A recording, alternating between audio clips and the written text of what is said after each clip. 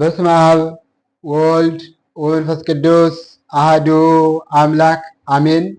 አማን መነኑ ሰማዕታት ጣዕማ ለዘዓለም። የተወደዳችሁ የልዑል እግዚአብሔር ቤተሰቦች፣ የእናታችን የቅድስት ድንግል ማርያም የአስራት በኩራት ልጆች፣ የቅዱሳን አባቶቻችን ወዳጆች፣ ፍጹም እስከ ሞት ድረስ በወደደን ባከበረን በኢየሱስ ክርስቶስ ስም ሰላም እላችኋለሁ። እንደምን ሰነበታችሁ? አሜን።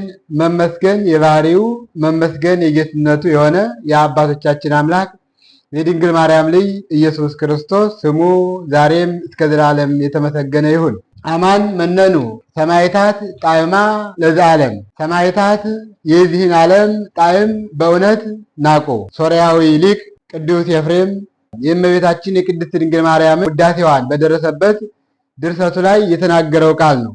ቃሉ የሚገኘው በሐሙስ ውዳሴ ማርያም 6ኛ ክፍል ሲሆን ሰማዕታት የዚህን ዓለም ተድላ የዚህን ዓለም ደስታ ሰማዕታት ናቁ ይለናል። ወካው ደግሞ በእንተ እግዚአብሔር ደማቸውንም ስለ እግዚአብሔር አፈሰሱ ወታገሱ ሞተ መሪረ በእንተ መንግሥተ ሰማያት መሪር የሆነውን ሞትም ስለ መንግሥተ ሰማያት ናቁ እያለ ቅዱሳን ሰማዕታት የዚህን ዓለም ጣዕም ቅዱሳን ሰማዕታት ስለ እግዚአብሔርና ስለ መንግሥተ ሰማያት ሁሉን ነገር እንደተው ቅዱስ ኤፍሬም ይነግረናል።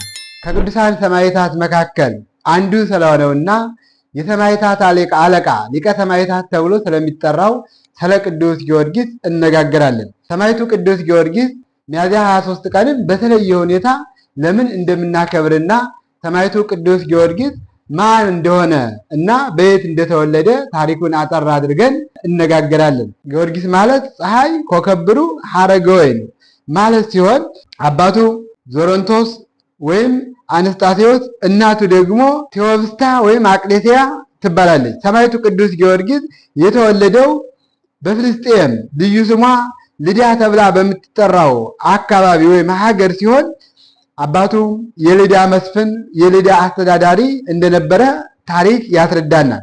ሰማዕቱ ቅዱስ ጊዮርጊስ ማርታና ድስያ የሚባሉ ሁለት እህቶች እንደነበሩት መጻሕፍት ይነግሩናል። ቅዱስ ጊዮርጊስ በተወለደ 10 ዓመት ሲሞላው አባቱ ከዚህ ዓለም ድካም አረፈ ይላል። በዚህ ጊዜ በአባቱ የተተካ ደግ ክርስቲያን የሆነ የአባቱን ስልጣን የተረከበው መኮንን ተቀብሎ ወደ ቤቱ ወሰደው። ይህ መኮንን ክርስቲያን ነበር። ይህ መኮንን ፈሪሃ እግዚአብሔር ያለው እግዚአብሔርን የሚያከብር ነበርና ቅዱስ ጊዮርጊስን ወስዶ በቤቱ መንፈሳዊ ጥበብና ዓለማዊ ጥበብን እያስተማረ አሳደገው። በጥበብ የተካነ ሆነ። ሰማዕቱ ቅዱስ ጊዮርጊስ በ10 ዓመቱ ከእናቱ ተለይቶ በዚህ በአባቱ ምትክ በተተካው መስፍን በዛ ቤተ መንግስት ሂዶ ግልቢያን፣ ጦር ውርወራን እንዲሁም አጠቃላይ ስለ ጦር ያሉትን ነገሮች በሙሉ አወቀ። ከዚህ በኋላ ጠላት ሀገራቸውን ሊወር ሲመጣ ሰማዕቱ ቅዱስ ጊዮርጊስ በፈረሱ ተቀምጦ ጦርን መዞ ይሄድና እኔ የክርስቶስ ባሪያ መጣሁባችሁ ብሎ ሲያማትብ እኔ የክርስቶስ ባሪያ ጊዮርጊስ መጣሁባችሁ ብሎ የክርስቶስን ስም ሲጠራ ጠላቶቹ ይሸሹ ነበር፣ ጠላቶቹ ይደነግጡ ነበር። ሰማዕቱ ቅዱስ ጊዮርጊስ እንዲህ እያለ በዛ በመስፍን ቤት አደገ ይለናል። ሰማዕቱ ቅዱስ ጊዮርጊስ 20 ዓመት ሲሞላው ይህ መስፍን ልጄን አጋብቼ ሀብት ንብረቴን አወርሰዋለሁ ስልጣኔንም እሰጠዋለሁ፣ ይህ ወጣት ሀብትና ንብረቴን ይወርሳን ብሎ በማሰብ ልጁ ሊድርለት ድግስን እያስደገሰ ዳስን እያስጣለ በነበረበት ጊዜ ይህ መስፍን ድንገት ታመመና ከዚህ ዓለም ተለየ።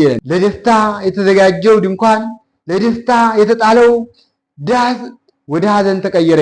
ሰማዕቱ ቅዱስ ጊዮርጊስና ቤተሰቡ በሙሉ ሐዘናቸውን ከጨረሱ በኋላ ሐዘናቸውን ከተወጡ በኋላ ሐዘናቸውን ሲጨርሱ ሰማዕቱ ቅዱስ ጊዮርጊስ ፈረሱን ጭኖ ሐዘኑን ጨርሶ ወደ ቤሩት ሄደ ነው የሚለን። ቤሩት የምትባለው ሀገር ደግሞ በዛ ዘመን በኢያሪኮ ዳርቻ ያለች ቅጥሯ ሰፊ አምባዋም ጽኑ የሆነ ሀገር እንደነበረች መጻሕፍት ያስረዱናል።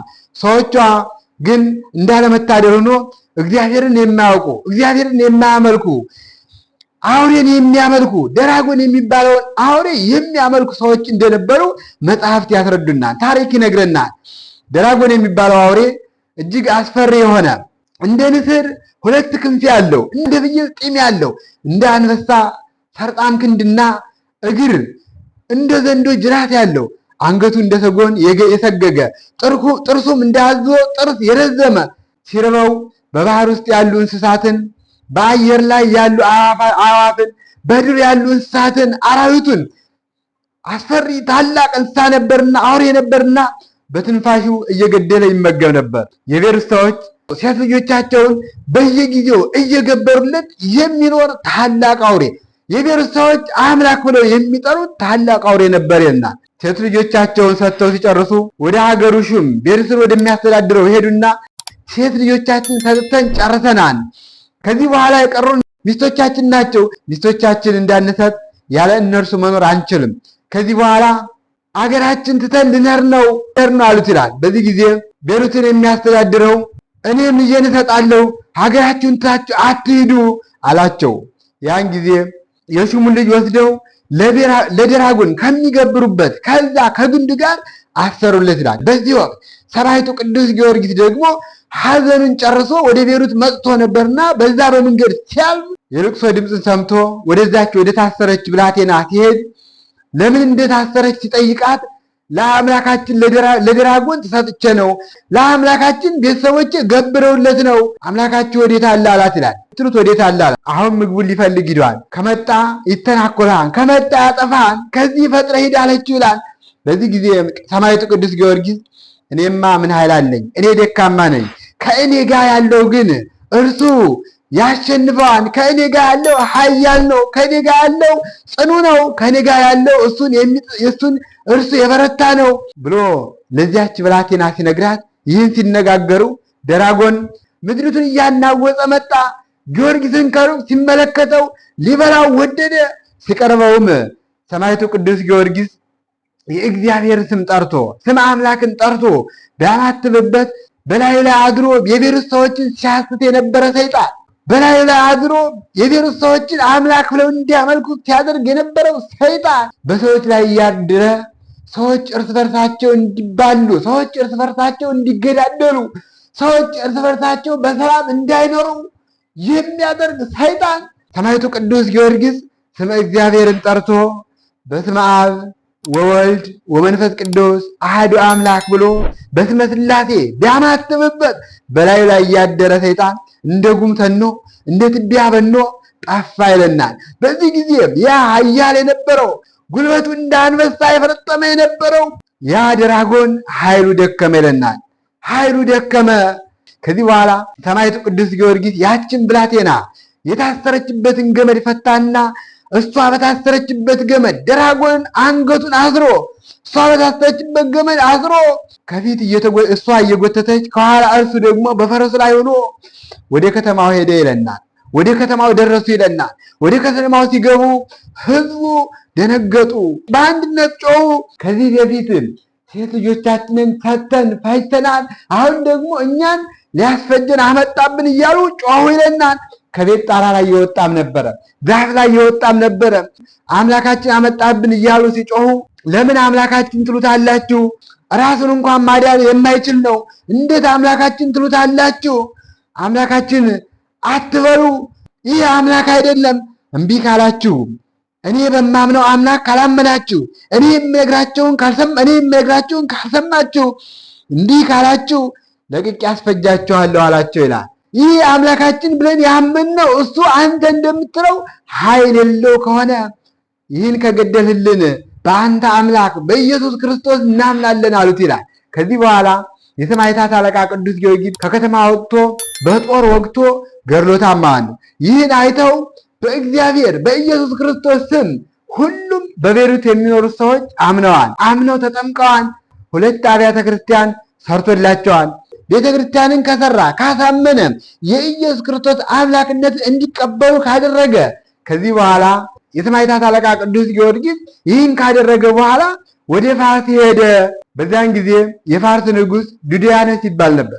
ዱድያኖስ ደግሞ 70 ነገሥታትን ከያሉበት ሰብስቦ ከያሉበት ጠርቶ 70 ጣዖታትን አቁሞ ያሰግር ነበር።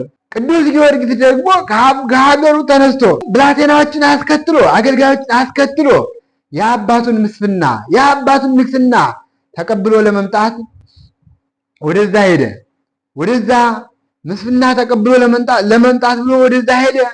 እጅ መንሻን ይዞ ነበርን። እጅ መንሻን ይዞ ብላቴናዎችን አስከትሎ በዛ ቢሄድ ሃይማኖታችሁን ካዱ፣ ለጣዖት ስገዱ ብሎ ዱድያኖስ አዋጅን አውጆ በዛ በፋርስ በዛ በቤተ መንግስቱ ሁሉም አዋጅ አሳውጆ ህዝቡ ለጣዖት ሲሰግዱ አገኘ።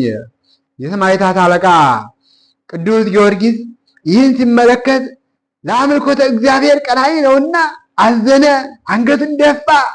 የያዘውን እጅ መንሻ የያዘውን ወርቅ ብሩን የተወሰነውን ለአገልጋዮቹ ሌላውንም እንዲሁ ደግሞ ለነዳያን መጽቶ ከዚህ በኋላ ብላቴናዎችን አሰናበታቸው።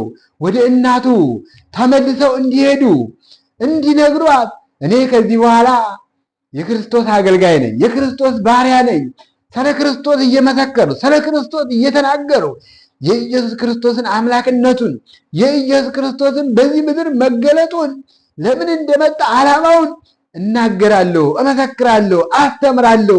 በነገስታት ፊት ሳላፍርና ሳልፈራ እናገራለሁ።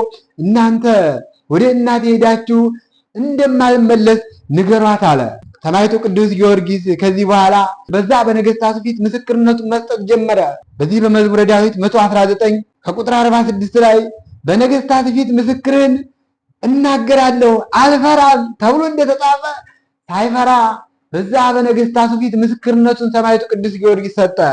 ስለ ኢየሱስ ክርስቶስ መሰከረ። አነ ውእቱ ክርስቲያናዊ ወአምን በእግዚእ ኢየሱስ ክርስቶስ፣ እኔ ክርስቲያን ነኝ በኢየሱስ ክርስቶስ ነው የማምነው ብሎ በዛ በነገስታቱ ፊት ምስክርነቱ ሰጠ። በዚህ ጊዜ ዱድያኖስ 3 ዓመት ሙሉ ሃይማኖታችሁን ካዱ፣ ለጣዖት ስገዱ እያልኩ ስናገር እንዲህ ያለ ነገር አልገጠመኝም። ይህ ደግሞ ከየት የመጣ ነው? ለመሆኑ አንተ የማን ልጅ አለ። በዚህ ጊዜ ሰማዕቱ ቅዱስ ጊዮርጊስ አንተ ከኔ ጋር ምን አለ? ሀገርስ ወዴት ነው ትለኛለህ? ከኔ ጋር ምን ህብረት አለ? አባቴን ስለምን ትጠይቀኛለህ? ከኔ ጋር አንተ ምን ህብረት አለ ብሎ ቅዱስ ጊዮርጊስ በዱድያኖስ ፊት ከፍ አድርጎ ድምፁን ተናገረ። ያን ጊዜ የሚያውቁት ነበርና ይህ የዞረንቶስ የመስፍኑ የሊዳ አስተዳዳሪ የነበረው የመስፍኑ ልጅ ነው ብለው ተናገሩ። በዚህ ጊዜ ዱድያኖስ አንተማ የእኛ ወገን ነህ እኮ ተረጋጋ፣ በ10 አህጉር ላይ እሾምሃለሁ፣ የኔን አምላክ አጵሎንን እመንም እንዲህ አትበል አለ ይላል። በዚህ ጊዜ ሹመትህ፣ ሽልማትህ፣ ወርቅህ ለአንተ ይሁን፣ እኔስ አምላኬ ኢየሱስ ክርስቶስ ነው እሱን አልክደውም አለው ይላል። በዚህ ጊዜ ዱድያኖስ ተቆጣ። ተቆጥቶም ዝም አላለም። ሰራዊቱን አዘዘ። ምን ብሎ አዘዘ? በእንጨት ላይ አሰቅሉት፣ ስቀሉት አለ። በእንጨት ላይ አሰቅሎ ስጋውን በሰይፍ አስተፈተፈው። ይህ ብቻ አይደለም፣ ስለታማ የሆኑ ችንካሮች አዘጋጁ አለ። ያን ረጃጅም ችንካሮች ያሉበት የብረት ጫማ አዘጋጁ አለ። የብረት ጫማ ተዘጋጀ። ያን የብረት ጫማ አጫምተው እንዲሄድ አዘዙትኝ። ያንን የብረት ጫማ ረዛዝም ችንካሮች ስለት ያላቸው ሰማዕቱ ቅዱስ ጊዮርጊስ እነዛን ጫማዎች ሲጫማ ችንካሮቹ የውስጥ እግሩን ጅማቶቹን እየበጠሱ በታተው ወደ ላይ ወጡ ይላል። ወደ ላይ ወጡ፣ ደሙ እንደ ውሃ ፈሰሰ። በዛን ጊዜ አጥንቱም በዛ ደቀቀ፣ አጎንብሶ ሄደ። ስለማን? ስለ ክርስቶስ። ስለማን? ስለ ሃይማኖቱ። ክርስትና በዚህ ልክ ነው የእግዚአብሔር ልጆች የሚገለጸው። ለዚህም እኮ ነው ሊቁ ቅዱስ ኤፍሬም አማን መነኑ ሰማዕታት ጣዕመ ለዘዓለም፣ ሰማዕታት የዚህን ዓለም ጣዕም ናቁ አለ። ቅዱስ ጊዮርጊስ ና ተሾም ነበር የተባለው። ቅዱስ ጊዮርጊስ ና በንግስና ወንበር ላይ ተቀመጥ ተባለ። ቅዱስ ጊዮርጊስ በ10 ሀገር ላይ ሾምሃለሁ ተባለ። ሰማዕቱ ቅዱስ ጊዮርጊስ ይህ ኃላፊ መሆኑን ይህ ጠፊ መሆኑን ተረዳ፣ ናቀ። ወካው ደግሞ በእንተ እግዚአብሔር ደሙን ስለ ክርስቶስ አፈሰሰ።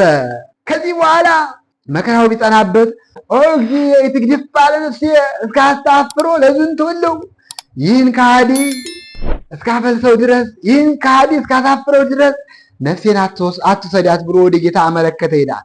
በዚህ ጊዜ ኢየሱስ ክርስቶስ የመላእክት አለቃ ቅዱስ ሚካኤል ላከለት። የመላእክት አለቃ ቅዱስ ሚካኤል ላከለት። ቅዱስ ሚካኤል እንደ አይነ ጥቅሻ መጥቶ ፈውሶታል። ሂዶም ምንም እንዳልሆነ በዛ በንጉሱ በዱድያኖስ ሂዶ እፈር አንተ ከሃዲ አምላኬ አዳነኝ ብሎ መልሶ መሰከረ። ከዚህ በኋላ እንዲሁም ደግሞ በሰባ ችንካሮች አስቸንክሮ በእሳት አስተኩሶ አናቱን በመዶሻ አስቀጠቀጠው ይላል። አስተውሉ እግዚአብሔር ልጆች፣ አናቱን በመዶሻ አስቀጠቀጠው። በሆዱ ላይ ይህ ብቻ አይደለም፣ በሆዱ ላይ የድንጋይ ምሰሶ አሳስሮ እንዲያንከባልሉት አደረገ ይላል። የሚያየው ቀርቶ ለሚሰማው ከባድ ነው፣ ከባድ መከራ ነው። ሰማዕቱ ቅዱስ ጊዮርጊስ ይህን ታገሰ። ለዚህ አይደለ እንዴ መራራውን ሞት ስለ መንግስተ ሰማያት ታገሱ ተብሎ የተነገረው? እግዚአብሔር ልጆች ስጋውን በመጋዝ አስተልትሎ ጫው ነሰነሰበት። ስጋው ተቆራረጠ፣ ወደቀ። ስጋው ከተቆራረጠ በኋላ ከዝቅ ቤት ትተውት ሄዱ።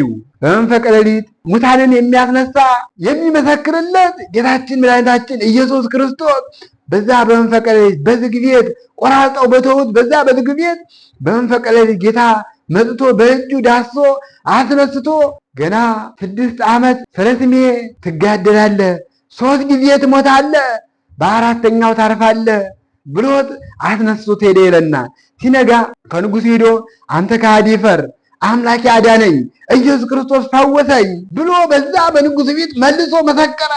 ንጉሱ ግራ ገባው፣ ዩልያኖስ ግራ ተጋባ። ከዛ ከእሱ ጋር ለተሰበሰቡት ይህን የሚያጠፋልኝ ይህን የሚገልልኝ በስራይ በመሰሪነት የሚያጠፋልኝ የሚገድልኝ ባገኝ ቤቱን በወርቅ ሞላለታለሁ፣ ከፍ ከፍ አደርገዋለሁ፣ እሾመዋለሁ።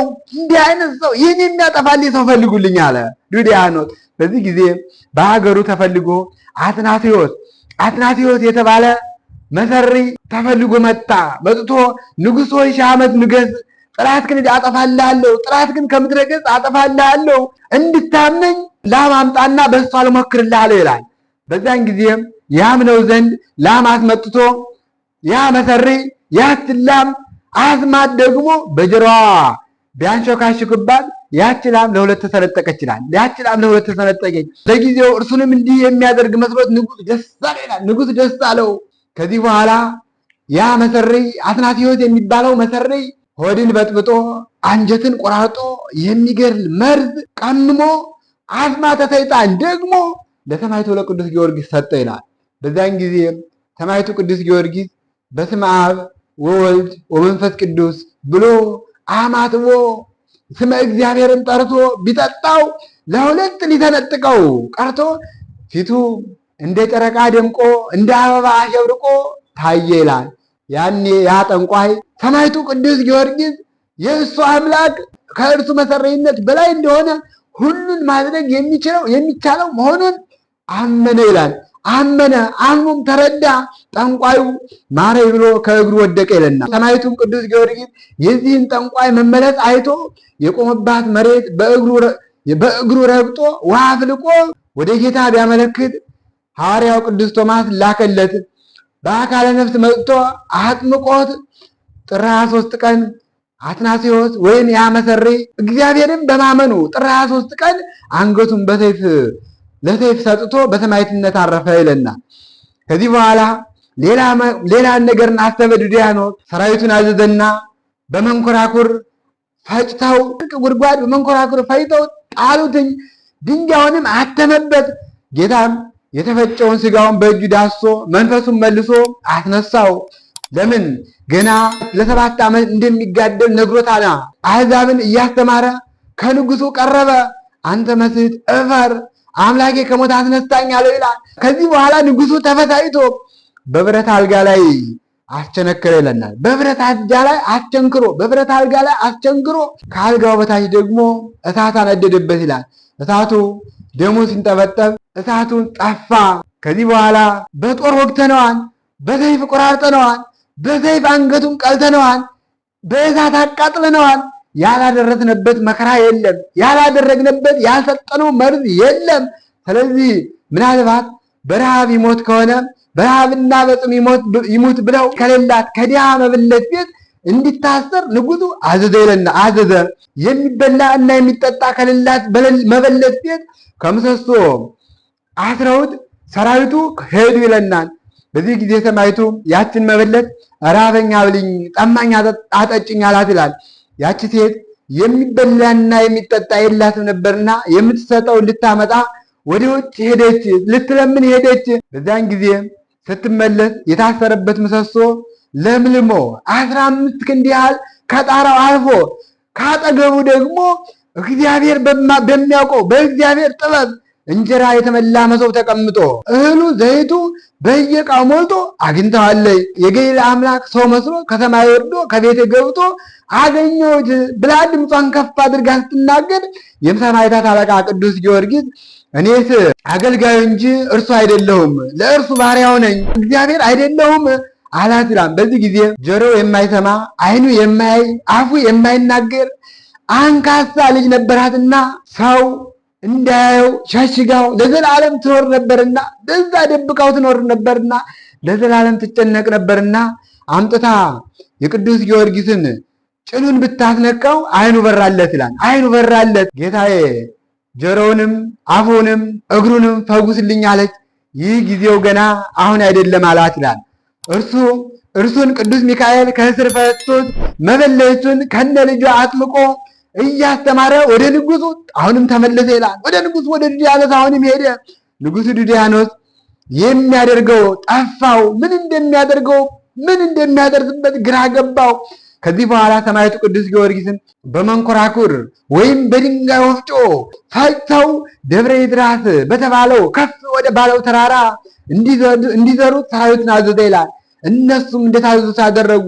የሰማዕቱ የቅዱስ ጊዮርጊስን ስጋውን ቆራርጠው በመንኮራኩር ፈጭተው ደብረ ይድራስ ወስደው ዘሩት ይላል። ፈጭተው ወስደው በዚያ ቢበትኑት ስጋው ያረፈበት ሳር ቅጠሉ፣ ድንጋዩ፣ እንጨቱ ሁሉ ጊዮርጊስ ቅዱሱ ለእግዚአብሔር፣ ጊዮርጊስ ሰማዕቱ ለእግዚአብሔር እያለ አመሰገነው ይላል።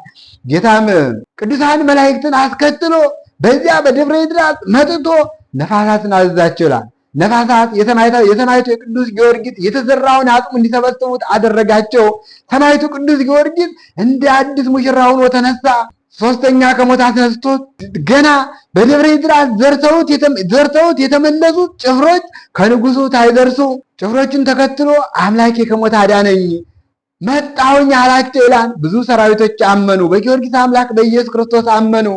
ደንግጠውም ከእግሩ ስር ወደቁ። ውሃ መንጭቶ ቅዱስ ዮሐንስ አጥምቋቸዋል። ከዚህ በኋላ ንጉሱ ልሹምህ ልሸልምህ ለአጵሎን ስገድ፣ አንተን ከእኔ በታይ ሁለተኛ አድርጌ እሾምሃለሁ፣ አንተ የእኔ ተከታይ ነህ ብሎ ዱድያኖስ ሲለው በመዘባበትና እያፌዘ እሺ አለው ይላል። ምክንያት ነበረውና ነገስታቱ እንዲሰበሰቡ አድርግ፣ ህዝቡ እንዲሰበሰብ አድርግ፣ ነገ ህዝቡ ባለበት ነገስታቱ ባሉበት ለአጵሎን ሰግዳለሁ አለ ይላል። በዚህ ጊዜ ንጉሱ ደስ ብሎት በእልፍኙ በቤተ መንግስቱ አስገባው፣ ከእልፍኙ አስገባው። ንግስቲቱ ስመ እግዚአብሔርን ጠርቶ ሲያመሰግን በዛ በቤተ መንግስቱ ገብቶ ቅዱስ ጊዮርጊስ አድሮ ነበርና ስመ እግዚአብሔርን ጠርቶ የዳዊት መዝሙርን እየጠራ ሲያመሰግን ሰምታ ምን ማለት እንደሆነ ያስረዳት ዘንድ ይህ የሚያመሰግነው ምክንያቱን ምን እንደሆነ ስትጠይቀው ሰማዕቱ ቅዱስ ጊዮርጊስም ነገረ እግዚአብሔርን ከስነ ፍጥረት እስከ ስነ ስጋዌ እግዚአብሔር ፍጥረታትን ከፈጠረበት ጀምሮ ከሰማይ ሰማይ መውረድን ከድንግል ማርያም መውለድን በመልዕልተ መስቀል መሰቀሉን ይህ ሁሉ ለሰዎች የተከፈለ መሆኑን አስረዳት። ያች ንግስትም ተረዳች፣ በጊዮርጊስ አምላክም አመነች። ሲነጋ ጊዮርጊስ ለአጵሎን ሊሰግድ ነውና ከአደባባይ ተሰብሰቡ ብሎ አስነገረ። ያች መበለት ይህን ስትሰማ ልጇን አቅፋ ሐሰት ይሆን ጊዮርጊስ ለአጵሎን አይሰግድም እያለች እያለቀሰች ወደ ሰማዕቱ ወደ ቅዱስ ጊዮርጊስ ወዳለችበት ልጇን አቅፋ መጣች ይላል። ልጅሽን ከዚህ አኑሪው አላት ሰማዕቱ ይኖራል።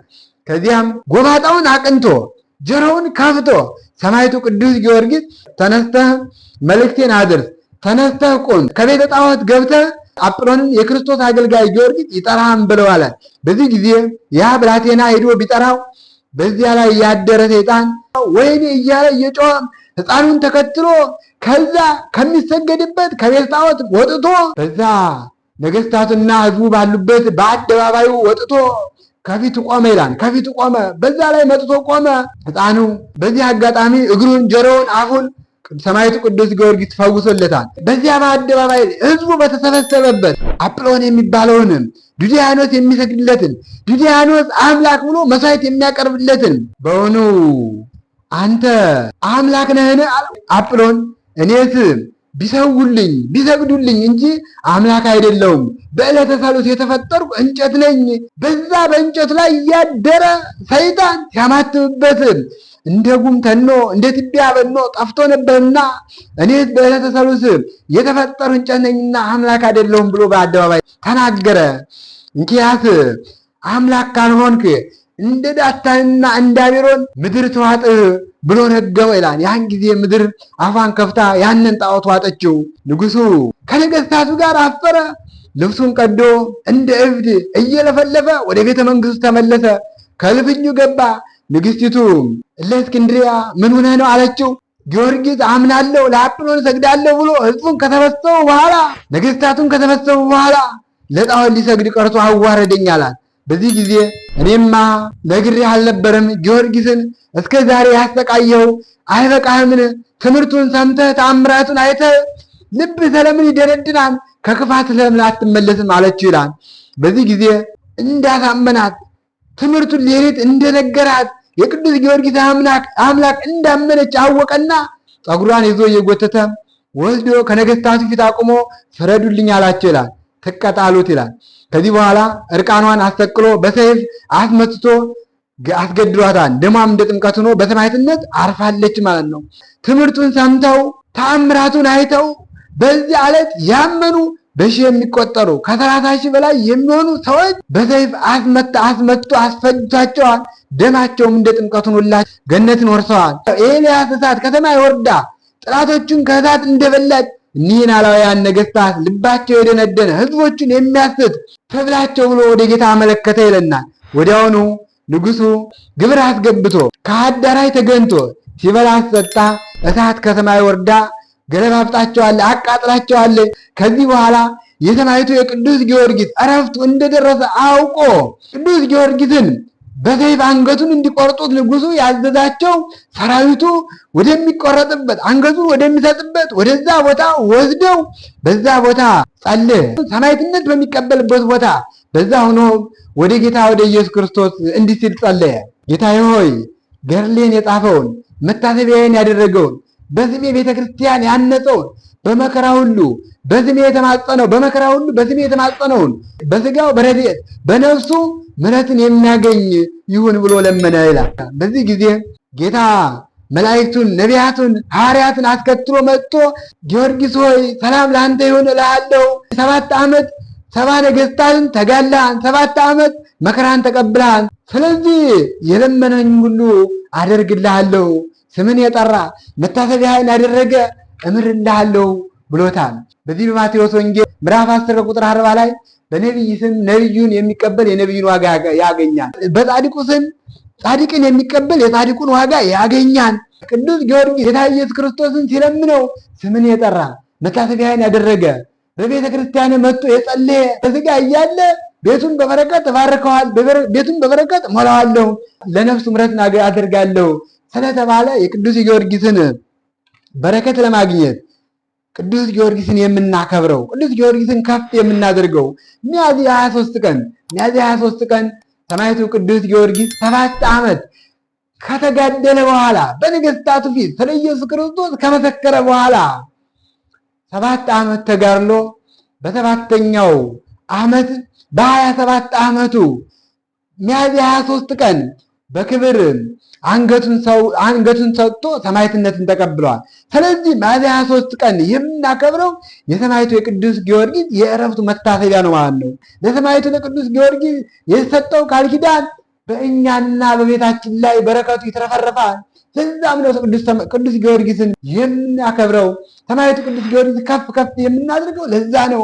የሰማዕቱ የቅዱስ ጊዮርጊስ በረከት የእናታችን የድንግል ማርያም አማላጅነት የአምላካችን የልዑል እግዚአብሔር ቸርነት አይለየን፣ ይቆየን።